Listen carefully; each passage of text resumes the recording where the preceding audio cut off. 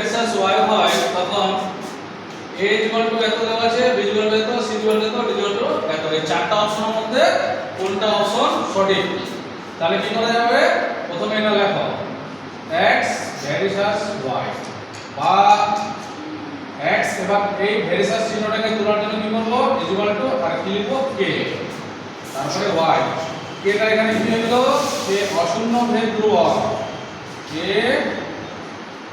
অশূন্য ভেদ ধ্রুবক, এই কথাটা লিখতে হবে। তাহলে এখন কত হচ্ছে? এটা হলো বাম পক্ষ আর এটা হচ্ছে ডান পক্ষ। উভয় পক্ষকে বর্গ করে পাই।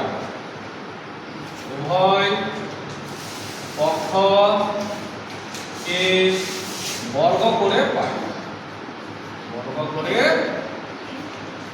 পাই। ঠিক আছে? তাহলে এটাকে বর্গ করলে কত হয়? x স্কয়ার হবে ইকুয়াল টু কত? তাহলে হবে ay স্কয়ার, বা x square equal to a square y square, বা তাহলে এখানে কি আছে? এই যে a স্কয়ার ইকুয়াল টু এখানে দেওয়া আছে, এটাকে তোলার জন্য আমরা কোন চিহ্ন ব্যবহার করব? ভার্সাস। তাহলে এখানে হবে কত? x স্কয়ার এই ভার্সাস, এটাকে তুলে দিলাম কত হলো? তাহলে y স্কয়ার। তাহলে এটা চারটা অপশনের মধ্যে কোনটা আছে? ডি নাম্বার দেওয়া আছে। তাহলে সঠিক উত্তর কোনটা হবে? Number D.